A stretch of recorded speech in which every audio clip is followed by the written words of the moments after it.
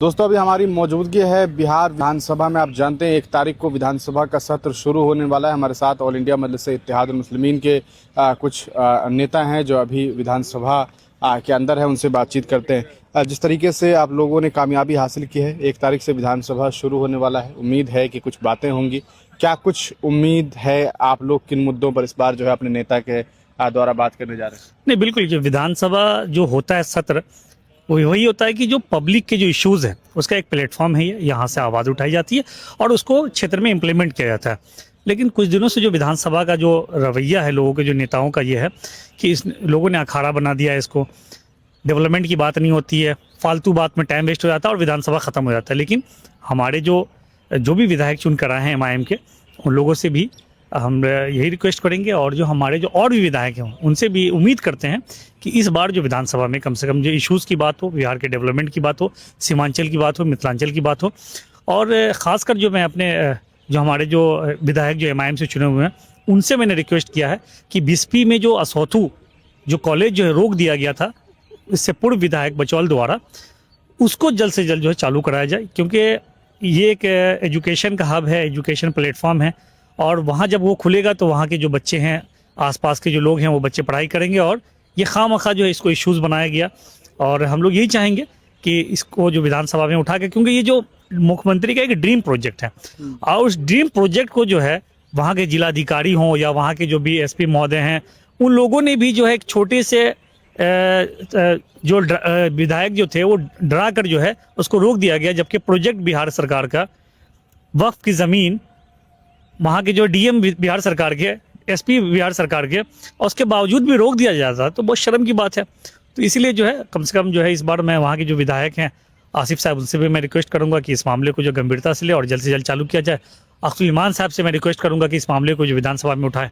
तो मेरा ये रहेगा कि जब भी हमारे जो इलाके की जो इशूज़ हैं, भले हमारे विधायक नहीं है लेकिन हमारे जो विधायक हैं अख्तुल ईमान साहब, सरवर साहब, इस तरह के जितने 5 विधायक हैं, सीमांचल के जरिए आप लोग मिथिलांचल की आवाज़ उठाने वाले हैं? नहीं, बिल्कुल। जो भी हमारे पास जो यंत्र है उसको मैं इस्तेमाल करूंगा। कहीं का भी वो बिहार का हिस्सा है, विधानसभा हमारा एक है, तो इसलिए जो है उस विधानसभा में हम कोशिश करेंगे कि पूरी आवाज़ उठाएं वो।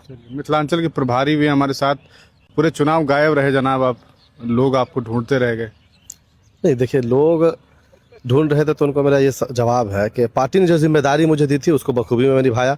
मिथिलांचल के हम संगठन के प्रभारी थे और बलरामपुर के चुनाव प्रभारी थे। जाहिर सी बात है कि चुनाव में जहाँ के प्रभारी बनाए जाएंगे वहाँ रहेंगे। जब संगठन का काम दिया गया, संगठन का काम किए, चुनाव का काम दिया गया पार्टी की तरफ से, वो चुनाव का काम किए।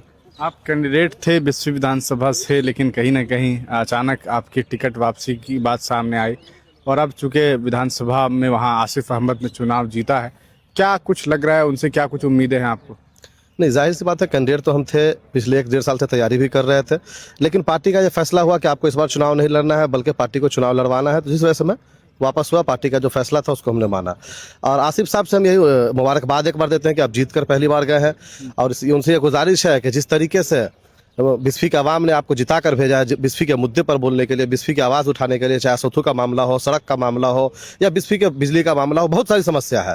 हर समस्या पे आप बिहार की सबसे बड़ी पंचायत में आएंगे तो मुझे उम्मीद है कि वो मुखर होकर आवाज़ उठाएंगे और बिस्फी के आवाम के लिए काम करेंगे। चलिए, तो अभी चूँकि वहाँ एक मामला है, आप अभी आपके साथ ही जिक्र कर रहे थे, एक असोथू में स्कूल है, उसको लेकर के बार बार आप लोगों ने बात रखी है। क्या लग रहा है असोथू में, क्या लग रहा है इस बार क्या कुछ होने जा रहा है? नहीं, देखिए जी, हम लोग न सरकार में थे न सदन में थे, उसके बावजूद भी जितनी मजबूती के साथ हम या हमारी MIM टीम, चाहे DM से मिलना हो, अल्पसंख्यक आयोग हो, मंत्रालय हो, जहां भी हो, हम सदर अख्तरुल ईमान साहब से बात किए हैं। इंशाल्लाह मुझे उम्मीद है कि बिहार विधानसभा में भी आवाज़ उठाएंगे और वहाँ के विधायक से हम ये उम्मीद करते हैं कि आप उसकी लड़ाई को लड़ेंगे। अच्छे विपक्ष के तौर पर वहाँ मजलिस इत्तेहादुल मुस्लिमीन काम करेगी। हालांकि चुनाव आप नहीं लड़े हैं, लेकिन फिर भी पूछ रहा हूँ। नहीं, इंशाल्लाह जिस तरीके से हम पहले काम कर रहे थे, आज फिर हम Day 1 से लग गए हैं। 5 साल चुनाव को अलग मसला है, लेकिन जो विपक्ष बचौल के सामने था, भाजपा के सामने था, उसी तरीके से मजबूती के साथ हम आसिफ साहब के खिलाफ भी रहेंगे। बचौल जी एक बयान दिए हैं अभी हाल ही में, वो कह रहे हैं कि बिस्फी का बच्चा उनको गाली दे रहा है, वो जाते हैं तो उनको गाली दिया जाता है। ना, देखिए, ये एक तो गलत है, ये दुष्प्रचार किया जा रहा है कि भाई बच्चा क्यों आपको गाली देगा, हम आप जाते हैं कोई क्यों नहीं गाली देता है। आप अपना एक रवैया ऐसा बना लिए हैं कि आपको लगता है कि लोग हमको माइंडसेट एक बना लिए हैं। ऐसा कुछ नहीं है, गलत है, इल्ज़ाम है, बस हारे हैं तो बौखलाए हुए हैं। इस बार आपके 5 विधायक जो है वो विधानसभा में पहुंचे हैं, सदन की शुरुआत हो गई है। क्या उम्मीद लग रही है, क्या कुछ बिहार को मिलेगा, क्योंकि सीमांचल में जीते हैं, आप मिथिलांचल से हैं, क्या मिथिलांचल के लिए भी कुछ बातें होंगी सदन में? नहीं बिल्कुल, देखिए क्योंकि विधायक तो है नहीं वहाँ से। जिस तरीके से पिछली बार हमने 5 विधायक जीता था, 4 भले भाग गए, लेकिन फिर भी अकेले अख्तर उल ईमान साहब जिस बेबाकी के साथ पूरे बिहार की आवाज़ उठाए, चाहे वो बिस्फी का सौथू का मामला हो, बिस्फी का असगर अली को जो मार दिया गया था रेलवे में उसका मामला हो, हाफिज साद बाजपट्टी का मामला हो, सनोबर का समस्तीपुर का मामला हो, या वैशाली में गुलनाज को जला दिया गया उसका मामला हो, या क्या कहते हैं ढाका में जो एक दलित बच्चे को मार दिया गया उसका मामला हो, हर प्लेटफॉर्म पर हर जगह अख्तर उल ईमान साहब आवाज़ अकेले उठाए हैं। और मुझे उम्मीद है कि इस बार 5 विधायक जीते हैं तो इंशाल्लाह उससे ज़्यादा मजबूती के साथ सिर्फ सीमांचल ही नहीं पूरे बिहार की आवाज़ उठाएंगे, पूरे बिहार की लड़ाई लड़ेंगे वो। चलिए, धन्यवाद।